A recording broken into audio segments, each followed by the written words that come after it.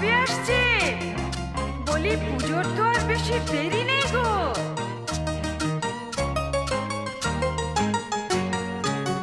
ঠাকুরজি কেমন তোমার ভাই লিখেছে পুজোয় ছুটি নাই, পুজোতে আসবে না বাড়ি।